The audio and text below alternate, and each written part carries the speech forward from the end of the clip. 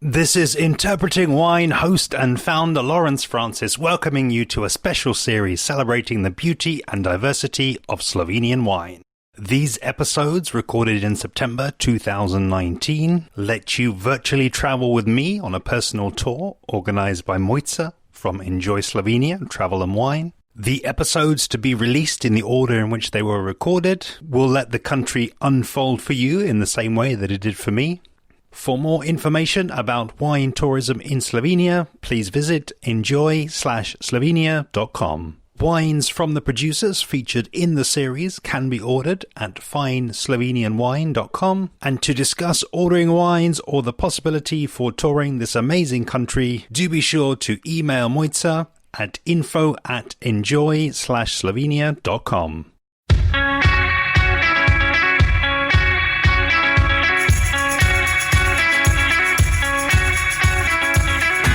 Today's episode of the Slovenia Travel and Wine Special features Patrik Gaube of Vino Gaube.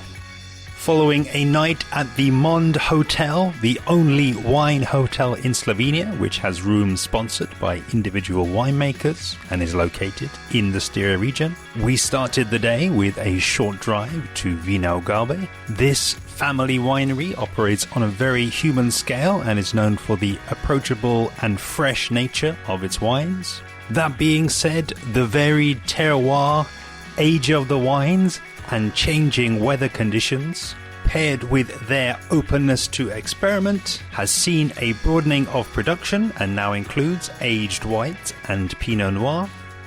In the episode, Patrik takes us through their origin story before giving us a virtual estate tour of the grapes, the soils, and the climate.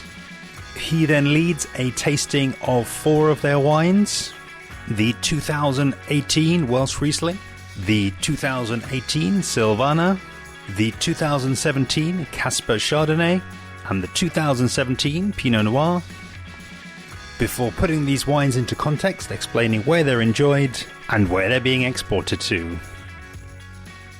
Enjoy. My name is Patrik Gaube and I'm actually coming from family-run winery from Slovenia called Vino Gaube.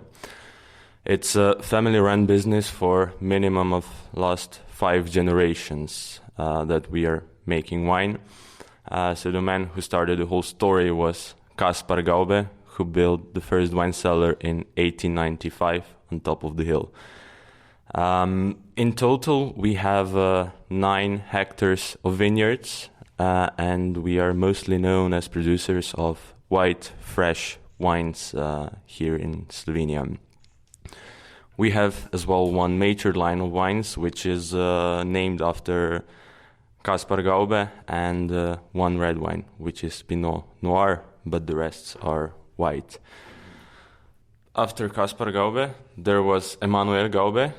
He already bottled first wine during the Second World War for the purpose of his restaurant and some others restaurants nearby. After the war, this bottling stopped because actually they took him away, so it was just his wife and 3 kids alone at the winery, so it was just more that the winery and the whole farm survived, so they were selling wine mostly as opened table wine. And then my grandparents started bottling the wine in 1992 when after the independence of Slovenia. After that, my parents took over the farm in 2004, and since then we built the new wine cellar because the old one was already too small. Conditions weren't good enough to compete with others, and we upgraded the whole offer with our tourism farm as well, where we can offer guests which are coming to our place wine tastings, and that they can as well get some cold cuts, some homemade meat products, or some warm food to combine it with wines, that they can get a wider picture, that it's not just wine, but it's gastronomy and wine hand in hand. Yeah, so we're sitting down now in the tasting room, and this is where we're going to try some of the wines. I think also it would just be interesting to again kind of take the listener on a little bit of a virtual walk up the hill, as we've kind of just done there, and maybe just sort of explain really what the vineyards kind of look like, and then talk a bit to what varieties you've kind of got planted there that you say do go into making that fresher style, but what are the grapes that you've chosen to have out there in the vineyard? Our winery, or actually wine cellar, is located in the valley, which my grandpa likes to call Valley of Peace, because it's lots of nature and it's really quiet around here. So all of our vineyards are above us on the hill. In total, we have 9 hectares of vineyards, planted mostly with white grape varieties. So from white grape varieties, we have like Welsh Riesling, Sylvaner, Muscat, Sauvignon, Chardonnay. Then we have as well Riesling and Kerner and Pinot Gris, of course, planted. And from reds, we have Pinot Noir. Soil on our property is actually quite mixed. I mean, it again depends on which part of the hill we are, but lower parts is mostly clay and upper parts is mostly marl. So,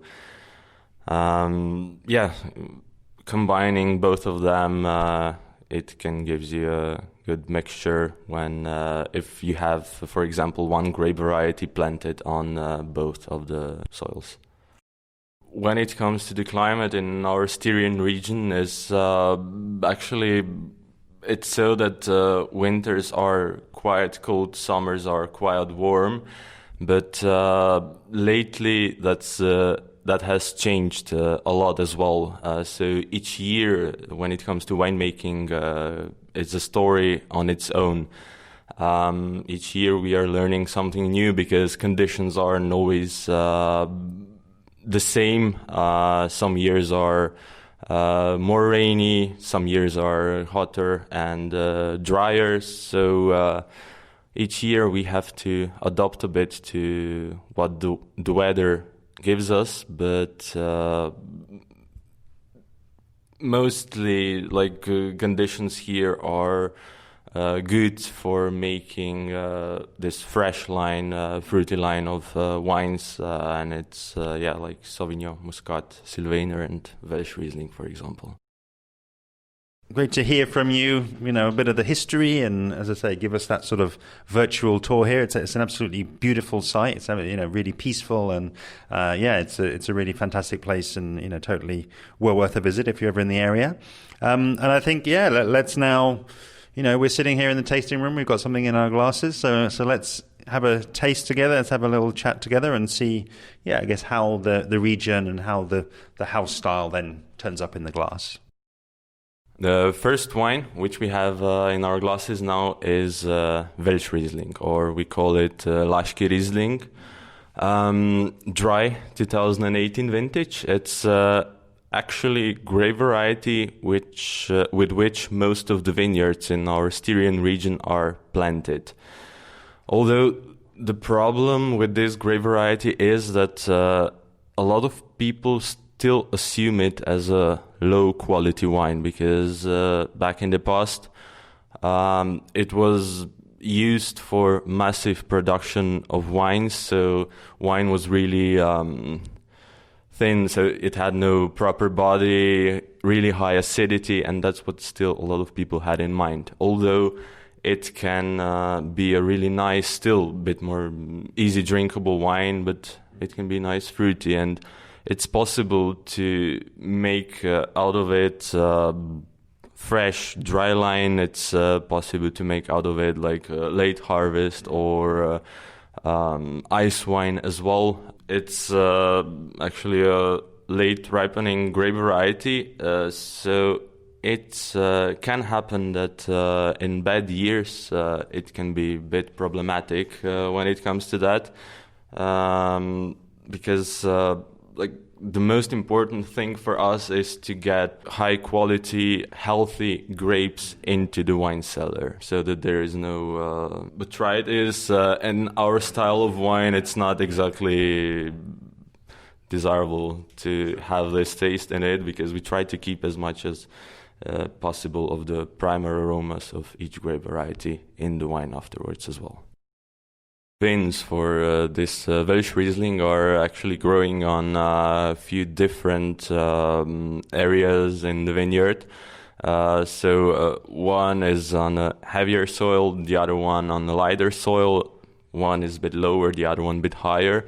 And actually, the vineyard on the top of the hill is the oldest in our winery, and it's planted with Welsh Riesling. And vins over there are approximately 40 to 50 years old, and the rest following with the age around between 20 and 30.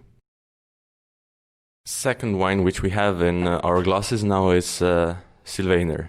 We call it Zeleni Silvanec, dry 2018 vintage, and it's actually wine for which we are most known in Slovenia as wine producers. The thing about this wine is that a lot of winemakers around here, they have it in the vineyard, but they usually put it into cuvées, but we decided to bottle it on its own because it's a very useful wine in gastronomy. It doesn't have too intense aroma, so it's a bit more neutral, and that's why it's really easy to combine it with food. Now, this grape variety is most known for Alsace, and then as well in Germany, but as well from this part, our Slovenian Styria. Age of the vins for Silvaner is around 30 years, and the ground, the soil on which it's growing, it's mostly clay. Silvaner, a lot of people say that it might remind them a bit of Sauvignon because of the subtle green notes at the back, but definitely not that intense as with the Sauvignon. Next wine in our glasses now is Kaspar Chardonnay. Kaspar is actually our line of bit more matured wines, and this Chardonnay was matured on fine wine lees for 10 months. So it's 2017 vintage and dry.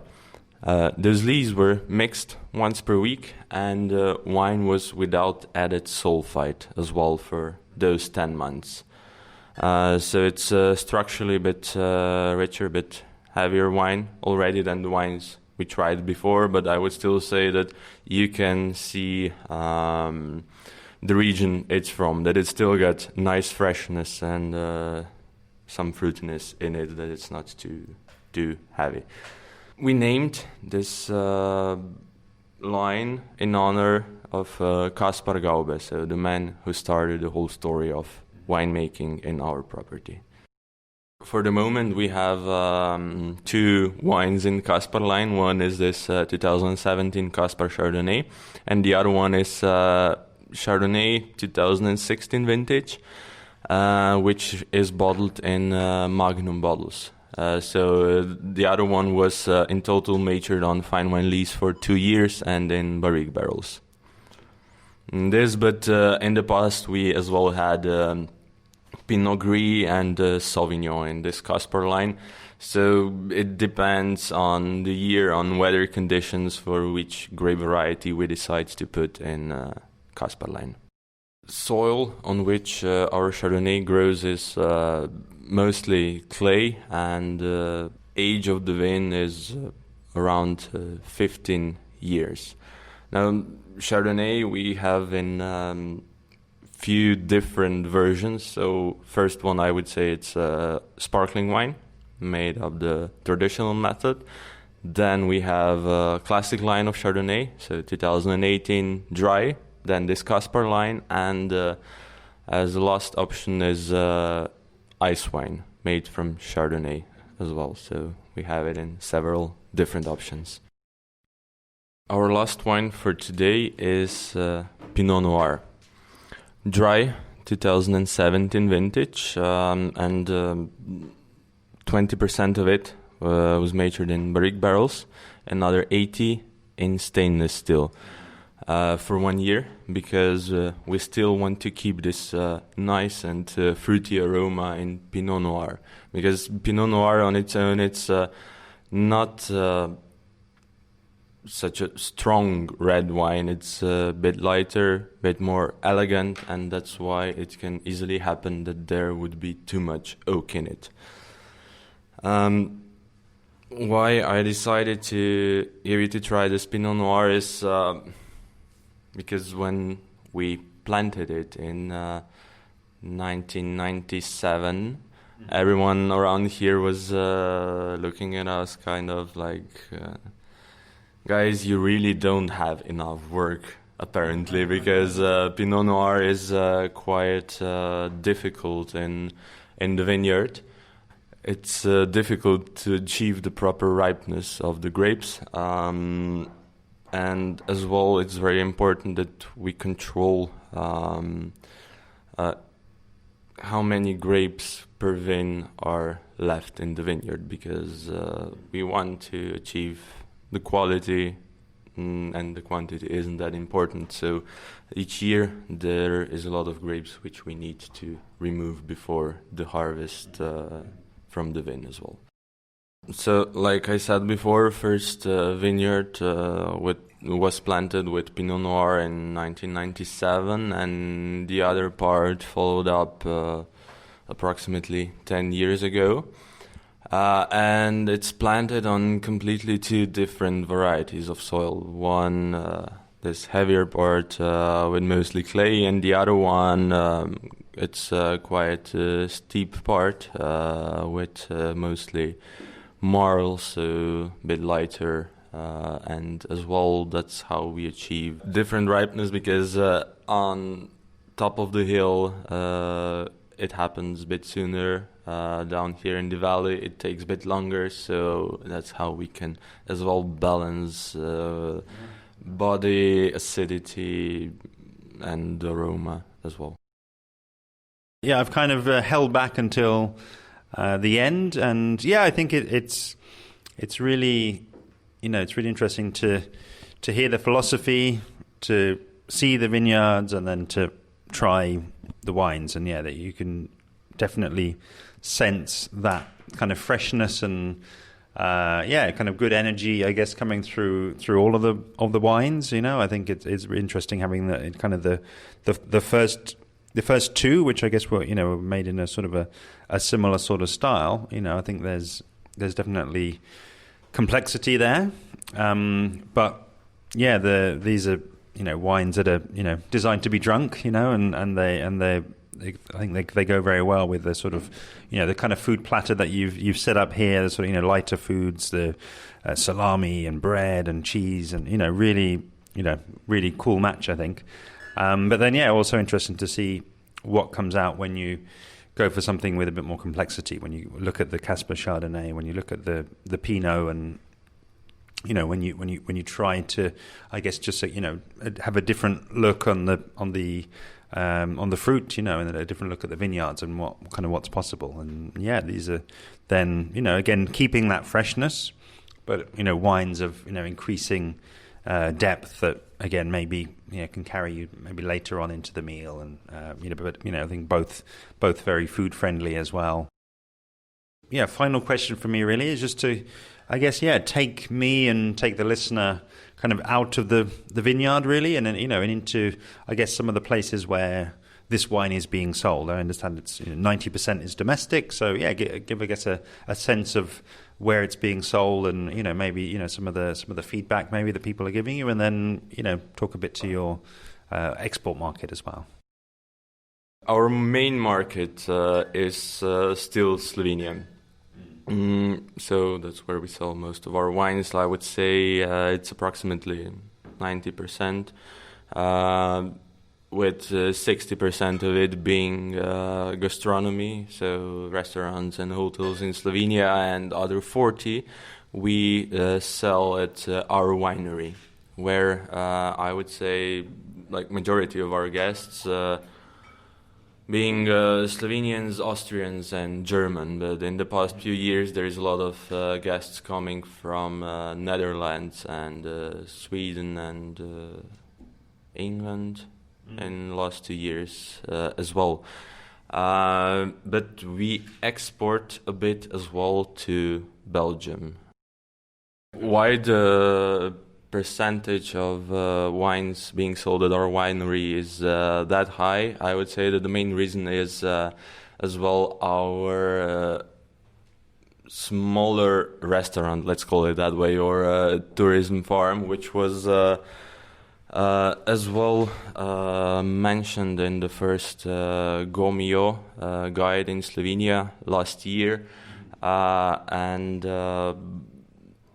yes, that's why a lot of people are coming as well to our place to try our food, to try our wine, because food in our restaurant is always just freshly made and from local ingredients. So we try to offer them as to get the sense of our part of Slovenia here. 10% in Belgium. Yeah, what are your thoughts, I guess, about, potentially opening up some other export markets, and where do you potentially, see the future of the wines, being exported? It would definitely maybe be interesting or really nice to see our wines in the future as well on some other markets than just Slovenia and a smaller part in Belgium. So we are definitely open about those things. Thank you so much, Patrik. It was an absolutely great way to start the second day in Slovenia. If you'd like to try any of these wines, I've left below the link to the Gaube section on the Fine Slovenian Wine website, and also the link to the individual products where available. For more information about wine tourism in Slovenia, do please visit enjoy/slovenia.com. To order wines from the series, do be sure to visit fineslovenianwine.com. And you can also email Mojca any questions you might have at info@enjoy/slovenia.com. And if you're not already, I would love to have you following along with me on social media, where I'm at Interpreting Wine on Instagram and Facebook, at Wine Podcast on Twitter, and email hello@interpretingwine.com. See you next time.